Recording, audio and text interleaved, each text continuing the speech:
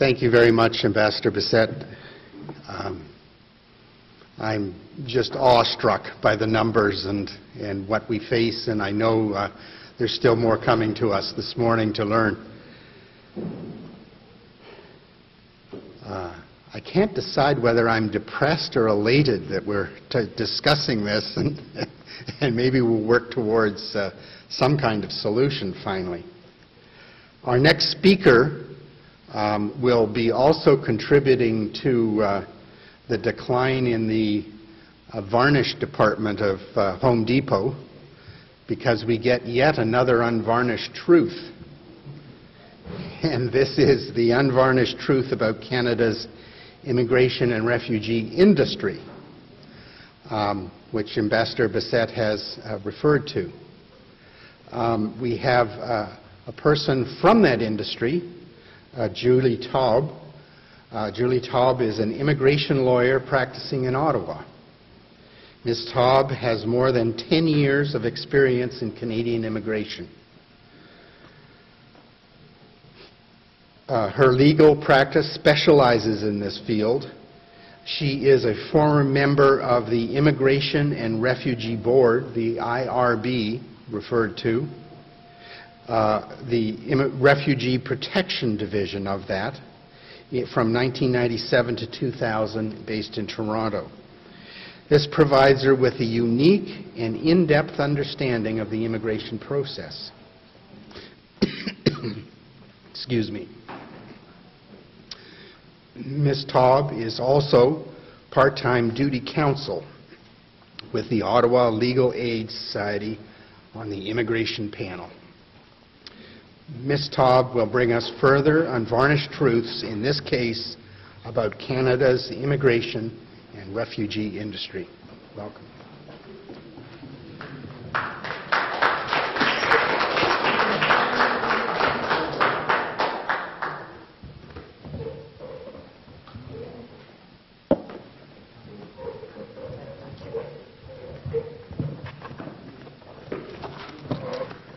Margaret's handing out some, basically they're my speaking notes, which you can follow while I speak.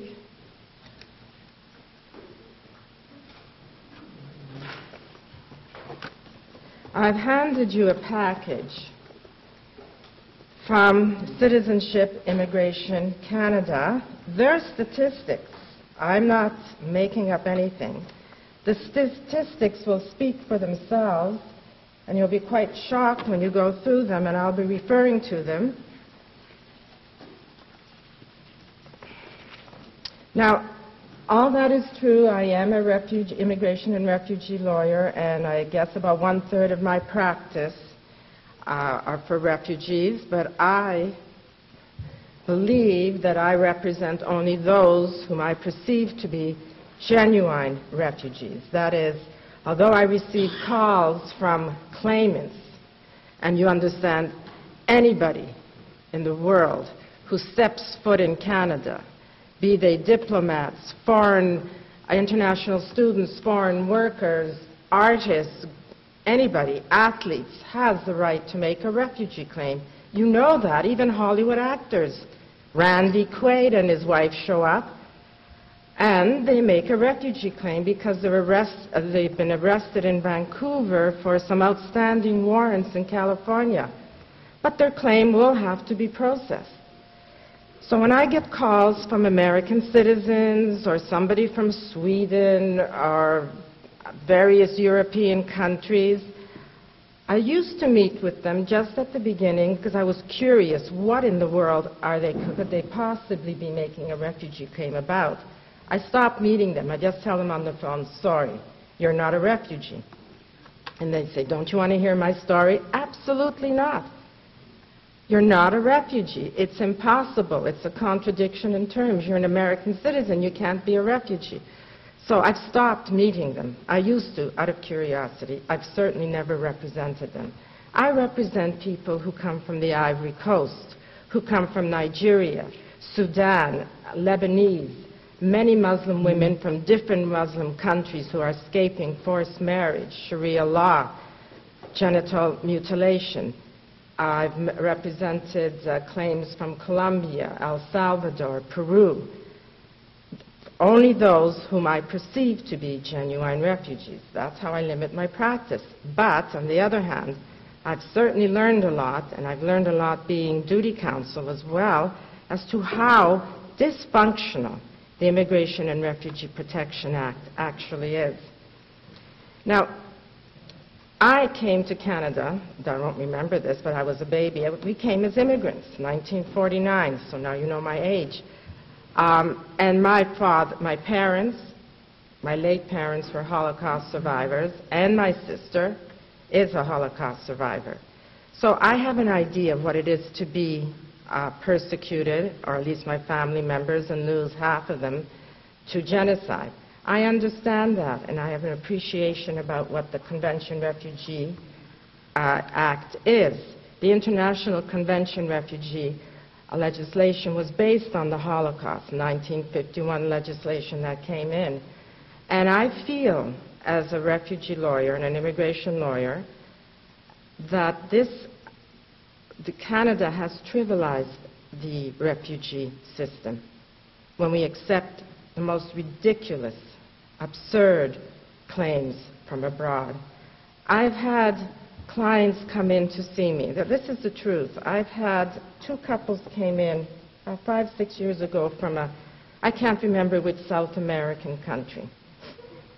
And they're sitting in my office, and they said that they want to make a refugee claim.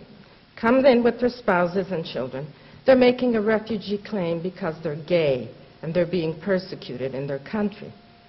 I said, "You're homosexuals? You're here with your wives and your children. What are you talking about?" "Oh, well, we go both ways." So, I mean, of course, I didn't take these clients. They were just trying to exploit the system. That's what it was about. I didn't take the case, but there are lawyers or consultants who'll take the cases. So let's look at the refugee system. Let's look at the loopholes. Joe has already talked about the cost. In my paper, you'll see slightly different numbers, but I have the number that Canada spends about 2 to 3 annually for 40,000 possible refugees, not proven refugees, and I got another number. The UNHCR spends $3 billion annually for 26 million proven refugees languishing in refugee camps, but I guess the 43 includes the internally displaced people. Now, Canada's acceptance rate is the highest in the Western world. CBC recently said they came out with a database of acceptance rates for all the countries around the world, and they said Canada's about 40%, and they came up with 0.38% for the United States, but that's just based on claims heard and accepted between January and June 2010. Typically, the United States accepts around 20 to 25%, and on average, all the countries in the European Union hovers between 12 and 15%. So, question is, are they cruel and intolerant, or are we the geniuses of the world when it comes to refugee convention acceptance rates, or are we just stupid? I'll leave that unanswered.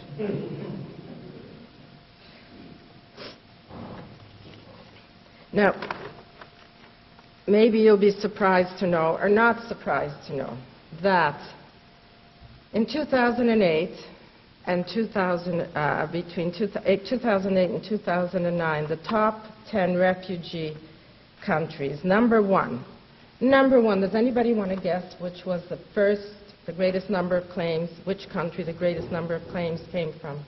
2008, 2009. Anybody? Mexico. And number 4? United States. Okay. Refugee claims. Refugee claimants are not refugees, and people will come in and say, "I'm a refugee." And I'll say, "Why? Has your claim been accepted?" "No." "Well, then you're not a refugee, you're a refugee claimant." But a refugee claimant and a refugee and a tourist, they're all treated equally. Anybody who steps foot in Canada has full charter rights.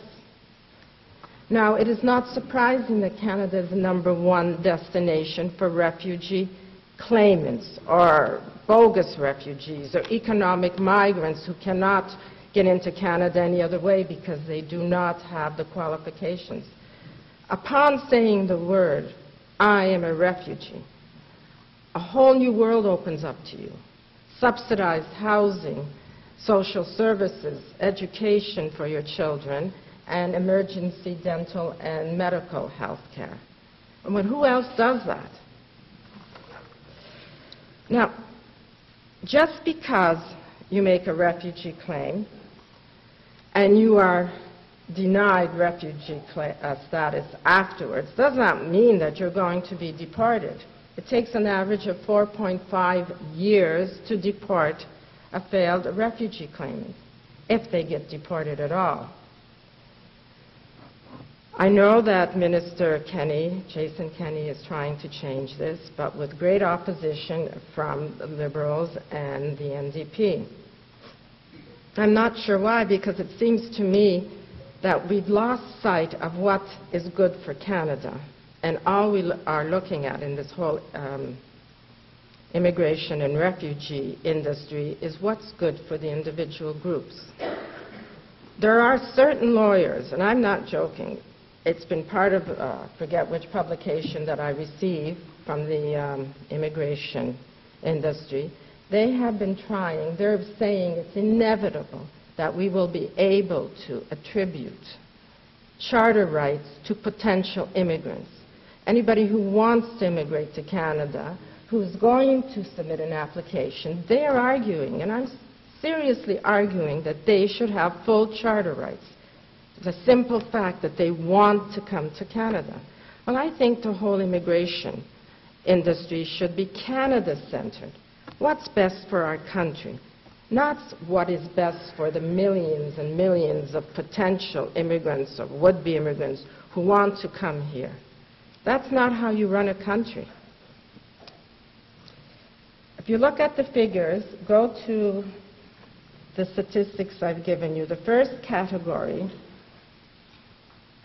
is permanent residents. By the way, a permanent resident is the same thing as a landed immigrant. Perhaps I should just brief you that there are 3 categories by which a foreign national can come into Canada as an immigrant. They can come in through the business category, independent, skilled workers, entrepreneur, or investor. Those are the applicants who happen to be assessed for their language skills, their education, their work experience, and potentially their ability to actually live and work in Canada. And you'll find those figures on page 2. If you look, we had, well, no, you won't find it. You'll find it on page 1 only. Total number of economic immigrants who came into Canada in 2009 who were accepted were 153,458. Do you find that figure? Okay. Those who came in through family class, you see on page 1, in 2009, would have been 65,187. Refugees, 22,844. Now, these are not refugee claims. They're not the number of refugee claims.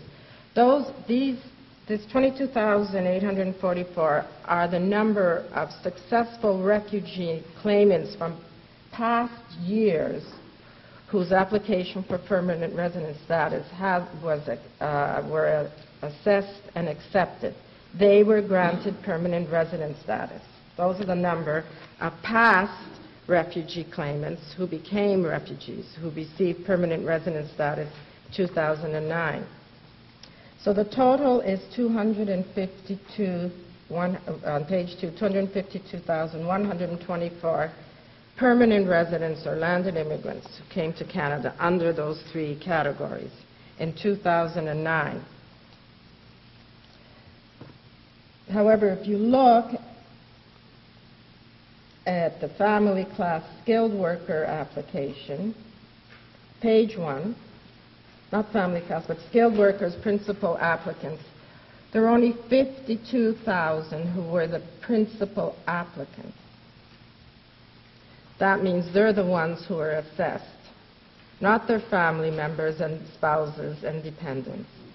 If you look at 252,000 who came in, only 25% were actually assessed for their ability to work and adapt and live successfully in Canada. The rest were spouses and dependents, those who came into family class, and refugees. So if only 1/4 of all the immigrants who come into Canada annually are assessed for their ability to work and speak English and French and to adapt and contribute to Canada, what does that say for our immigration system? How can that possibly benefit Canada? But let's get back to the refugee system. A refugee claimant may be refused, and 60% are now refused. They have endless appeals. If they are refused, they can then make an appeal to federal court. Jason Kenney recently brought in changes that created another level of appeal called the Refugee Appeal Division, which is supposed to be just a paper appeal and it will not be giving the refugee claimant a right to appear in person to make his claim. However, that has not eliminated the right to go to federal court. And you can go to federal court endlessly. So, is it possible to stay here almost indefinitely when you're a failed refugee claimant? If you have enough money to hire lawyers, to go to federal court over and over again, that can happen. For example, if I can find the example, there was a gentleman called Mohammed Isa Mohammed, 1985.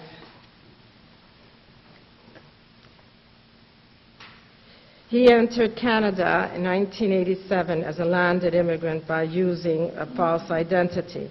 When it was discovered in 1988 who he really was, that he was a terrorist, he was ordered deported. So what does anybody do when they're ordered deported from Canada? You make a refugee claim. And immediately the deportation order is set aside. So in 1988 he was ordered deported. And then he made a refugee claim and he was refused twice. Now guess where he is today? Toronto, after he was ordered deported in 1988. And his latest appeal, by the way, and why he shouldn't be deported is the fact that his health is not good and he wouldn't be able to get the same level of health care in his country as he gets in Canada. And it worked. He's still here. Then you may have heard of the infamous Mugesera from Rwanda, who was he was a minister in the government, and he was partially responsible for the genocide. He's still in Canada, even though the Supreme Court recognized him to be a human rights abuser responsible for genocide. He's still here because he keeps going to federal court time and time again to appeal his deportation order. Because there's a chance that should he be deported to Rwanda, he may have to actually face justice. And they're worried he may be tortured should he be deported. Now, as a former member, and when I was a member of the Refugee Board in Toronto, I was on the South Asian team responsible for, among other countries, the Sri Lankan claims. And we were being trained, there was a team of 12 for South Asia. We were being trained at that time, and I'm honest, that we should accept all male Tamil claimants between the age of 15 and 35 because there's a good possibility that they may be Tamil tigers. I sat there during that training session. I said, are you crazy? These guys are terrorists. That's why we should accept them? Well, I was put in my place. Ms. Taub, Canada does not recognize them as terrorists. This was in the late 90s. And if they are not accepted and they become failed refugees, they may be deported. And if they're deported, they may be arrested by the Sri Lankan government. And if they're arrested, they may be tortured. So we cannot do that. We have to accept them. Well, I, of course, paid no attention to that because I thought it was nonsense. And I did not realize to what extent my rejection rate was causing a lot of problems at the board until there was an access to information made by many of my colleagues in Toronto to find out what my rejection rate was for Tamil claims. And apparently I was rejecting, I think it was 76% of all claims that came before me. Whereas the rest of the team, with my rejection rate included, was the acceptance rate was about 80 to 90%. So that should be quite an eye-opener for you, to accept them because they're Tamil Tigers. I'm not sure if that has changed, because Canada accepts the greatest percentage of Tamil claims in the world by far, which brings me to the question of this the recent arrival of the Tamil migrants in BC. According to the International Convention, a genuine refugee will make his or her claim at the first safe country they arrive in. They don't go asylum shopping. Well, they do go asylum shopping because Canada allows it. But they're supposed to make their claim at the nearest safe country. What's the nearest safe country? Democratic country, vibrant country? India, 2 hours away. And in India, they have a state called Tamil Nadu. Tamil Nadu is the ancestral home of the Tamils since 500 BC. It's also one of the most enterprising states. They have the largest number of enterprises by far. Although, and it's true, India is not a signatory to the 1951 Refugee Convention or the 1967 Protocol. However, it is a signatory to the Covenant on Civil and Political Rights and the Covenant on Economic, Social, and Cultural Rights. And this binds India to accept asylum seekers. But India is not bound to give them the same rights that we are. And so, instead of going 2 hours to their ancestral homeland where their compatriots live, people who are the same ethnic background, religious background, speak their language, everything is the same, it's going home, they make their way to Canada. Well, I can only speculate. There are a couple of reasons. Firstly, the generous benefits we offer, but that's still, pay $50,000 to get the benefits. We can do a lot with $50,000 in India, right? I'm speculating that maybe some of them are members of the Tamil Tigers. And the only place the Tamil Tigers can operate on this entire planet right now is in Canada, because their activities, the Tamil Tiger uprising was put down in Sri Lanka successfully. So they want to operate somewhere, they come to Canada. Just like the Babar Khalsa group from the Punjab. When India successfully put down that terrorist group in India, there was nowhere else for them to operate successfully and continue their operations except in British Columbia. Hence the Air India disaster. So if you can't operate anywhere else in the world, come to Canada. And all you have to say is, I'm a refugee, and then you get funding and free this and free that, and you're home free. I am not suggesting that all Tamils are Tamil Tigers. As a matter of fact, it's a tiny percentage. And they have been subjecting fellow Canadians, Tamil Canadians, to war attacks, to all kinds of harassment and everything. And Tamil Canadians who just want to live in peace and want to be part of Canada have been victims of this violent, brutal terrorist organization. But Canada is enabling them.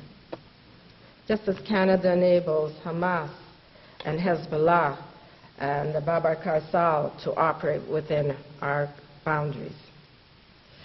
Okay, so much for the refugee system.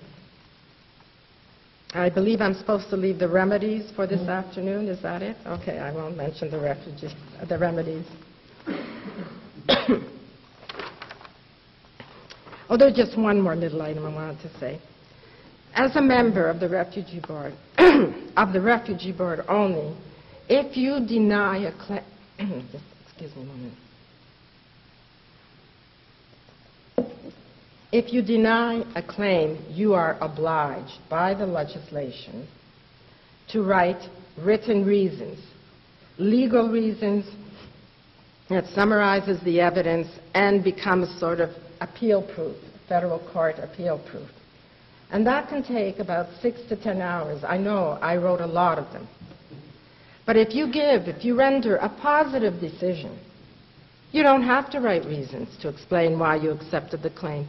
You can stand at the bench, it's called a bench decision, and speak for 10 minutes into the microphone saying, I believe the claimant to be credible, and I believe he has made a justifiable claim based on the evidence before me, which you don't have to even summarize, and therefore I accept him under Section 97 or Section 96 to be a genuine refugee.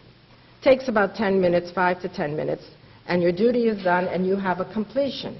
Whereas if you deny a claim, you say, I reserve my decision, you will receive the decision in the mail. And then you go and spend 6 to 10 hours preparing written reasons that are often then reviewed by the legal department to justify rejecting the claim. So you get the same salary. You're not paid by the claim you complete, but you are often assessed by the number of completions when you're a member of the Refugee Board. How many claims did you complete and on time and render the decision? So you don't have to be a genius. You don't have to be Einstein to figure out what's the path of least resistance. I'll accept more. Therefore, that explains why there are several members across Canada who have something between 90 and 100% acceptance rates. It's far less work. And I'm not going to tell you what the remedy is, but it's at the Immigration Appeal Division, members have to write reasons whether they accept or reject the appeal. No difference. They must write reasons for both.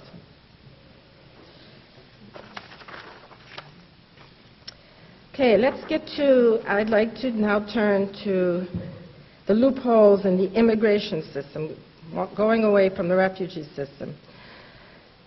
Permanent residents need to only spend 2 years or 730 days out of a total of 5 years in Canada. And that really enables an immigrant to adapt to Canada and integrate. I mean, I think that's ridiculous that we have such a lax requirement to maintain permanent resident status in Canada.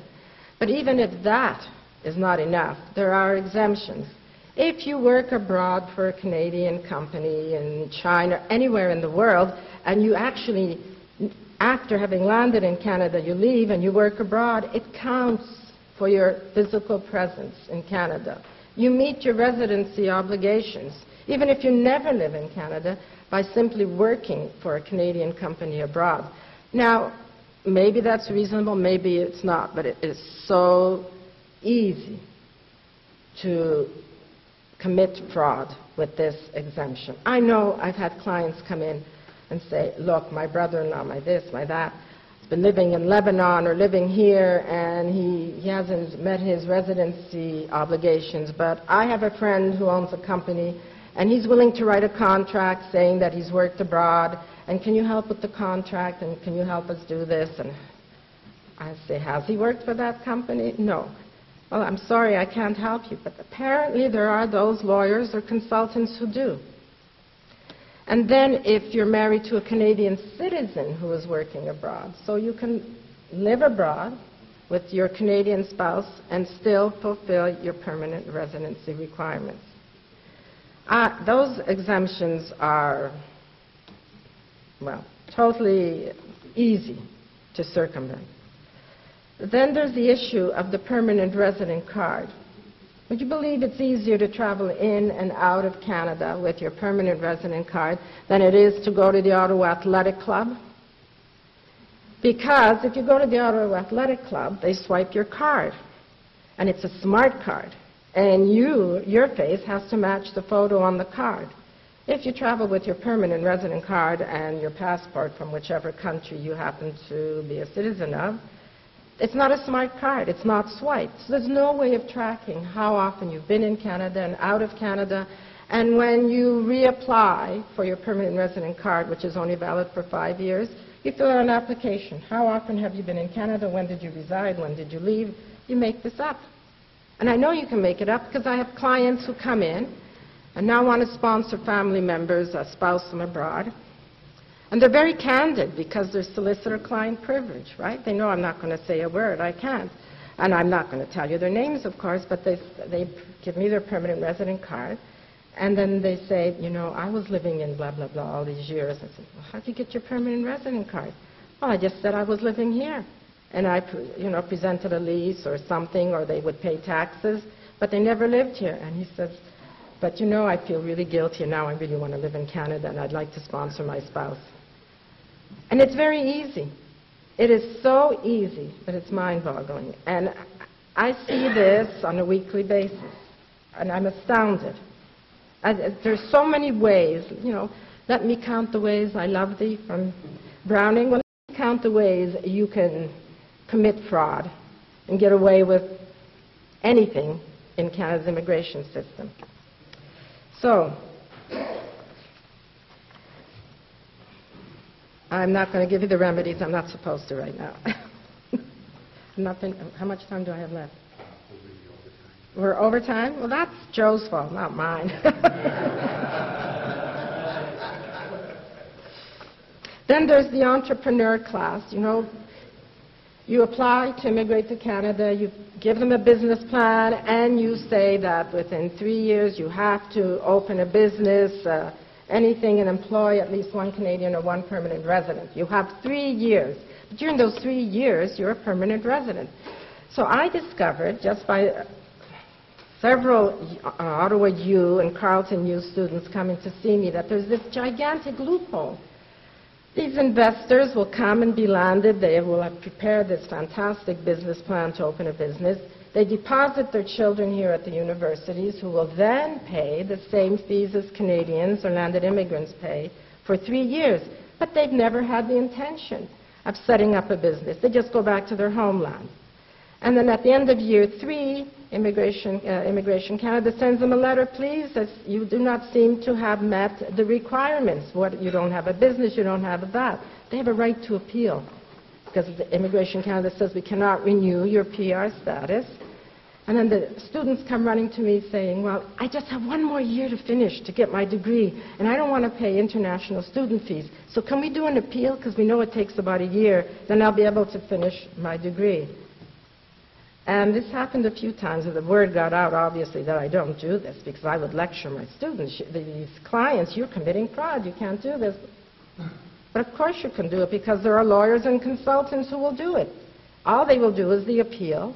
We'll give them the 4th year to finish paying local student fees. Well, there is an easy remedy, but again, I have to hold on to that. I don't have to get into it very much, but marriages of convenience have been my pet peeve for a long time. I've explained it in my notes. You know what a marriage of convenience is? A Canadian sponsor or a permanent resident sponsor who marries a foreign national in good faith, sponsors this person to come over, and then this foreign national will either live with his or her sponsor for a few weeks or a few months, or not even show up at all, having used this poor, hapless Canadian as a means to get status in Canada. Then this Canadian is on the hook for 3 years of financial support and whatever the family law legislation of each province says. And that is called a marriage of convenience. Now, that's a mess, and it's such an epidemic in Canada that Jason Kenney has now public forums all across Canada to speak to the victims of marriages of convenience.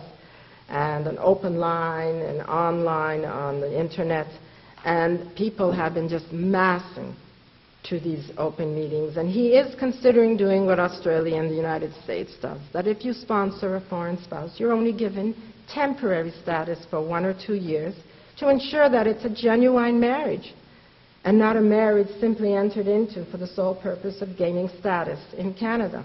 It's a mess, and it hits the immigrant communities badly in Canada, but it hits everybody.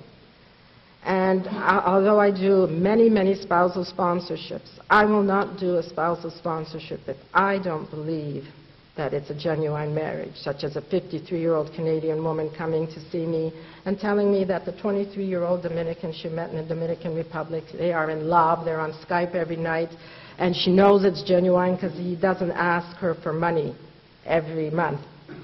And they speak on Skype. He'll speak to me an hour on Skype every night. I know he loves me. I said, he doesn't want your money.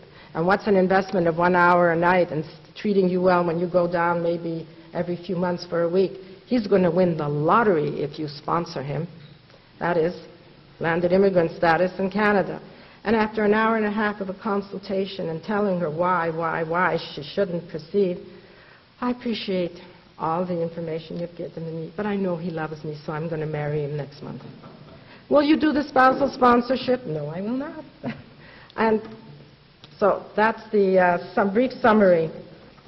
I'm going to end with one thing. Temporary residents are foreign workers, international students, and visitors. These temporary residents, especially the foreign students and the foreign workers, rarely are temporary residents. They inevitably end up staying here, becoming permanent residents.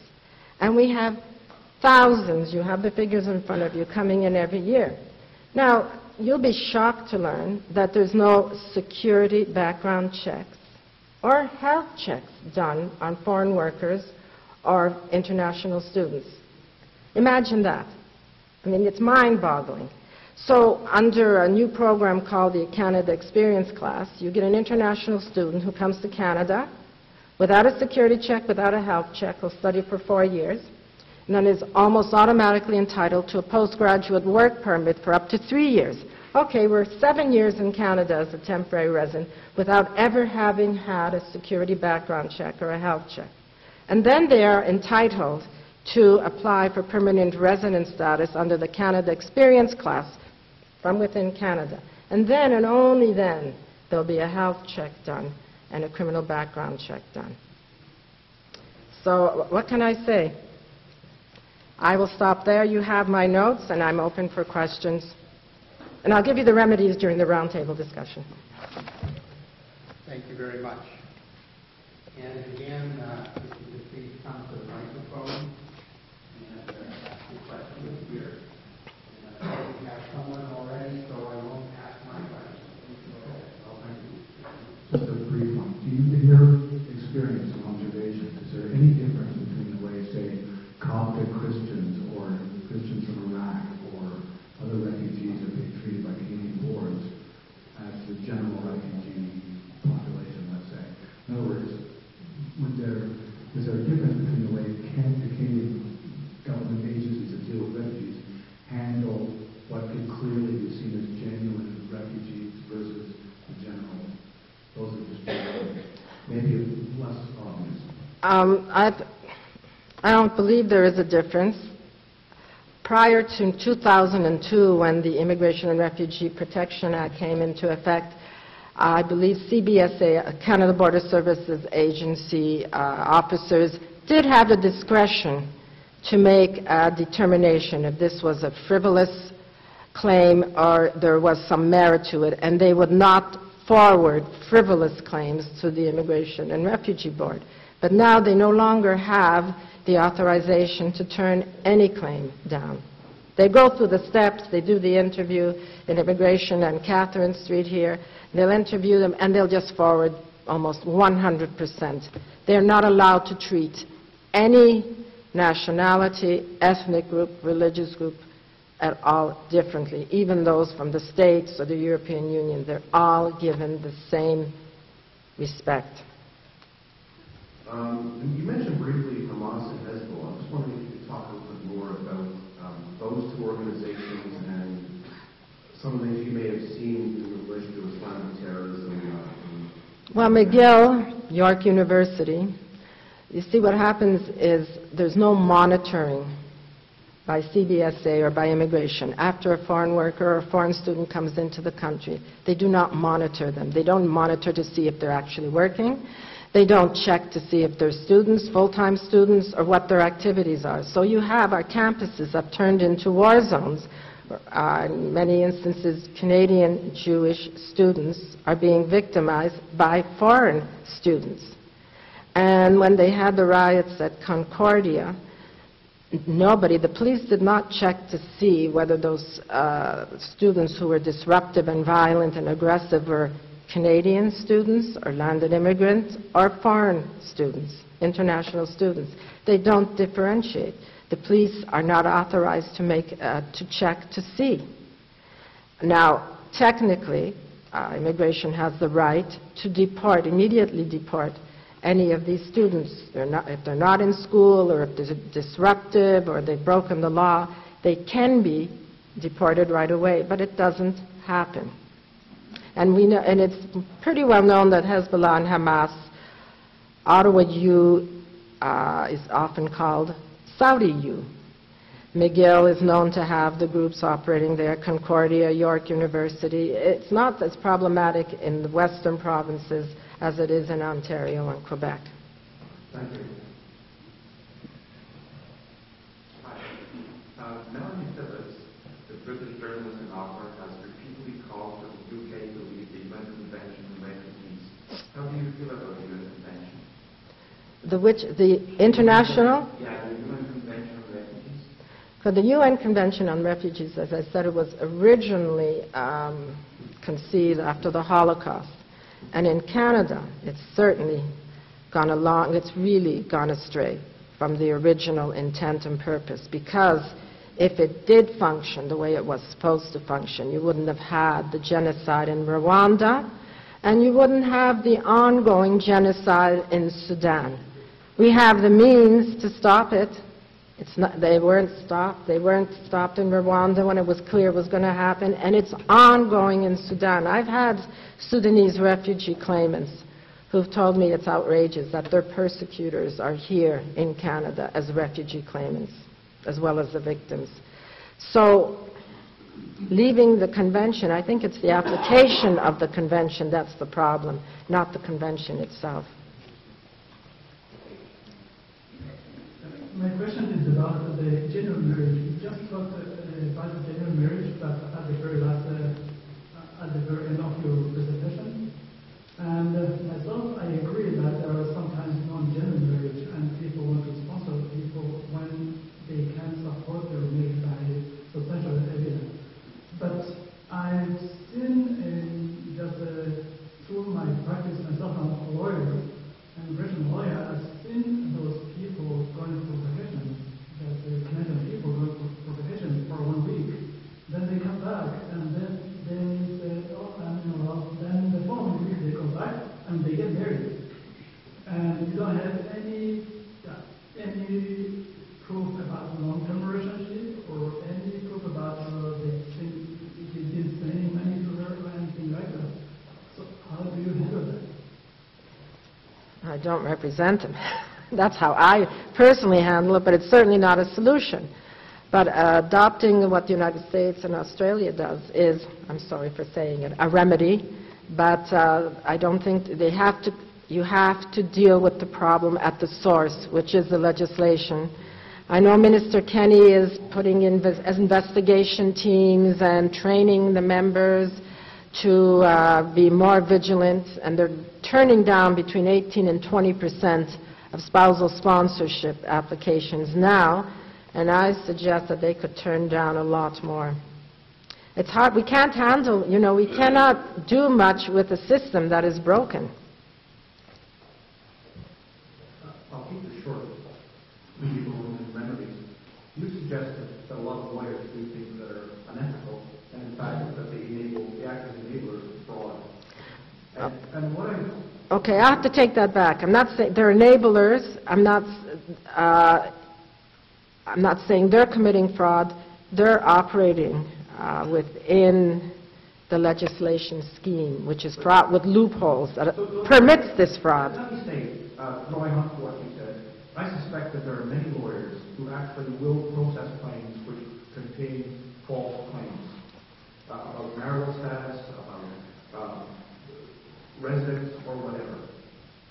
Those lawyers, I'm raising a broader question here about our system and failures in our system. The lawyers operate here in Ontario under the Courts of Justice Act. Legally, they are officers of the court. And we see a system here in which lawyers, perhaps more generally in this case, operate in a way that violates the principle of fundamental justice. So I would just like to raise this as an issue we should perhaps be looking at not simply regulating the laws, but regulating the lawyers in a way that means that you do in fact operate under the courts of justice, not under the courts of fraud enabling. Fraud enabling legislation, which they did not draft. However, I'd say the problem lies mostly with consultants.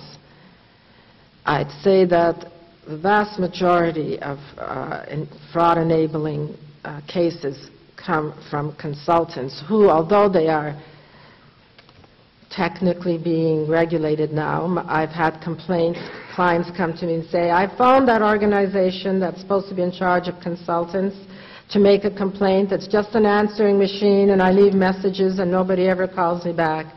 I believe Minister Kenney would like to eliminate this whole category of immigration consultants because it is hugely problematic for perpetuating immigration and refugee fraud. Ms. Taub, I want to thank you very much for fascinating and informative explanations. I look forward to the remedies. I'm anxious to hear the remedies. If you would have given me more time. We are running.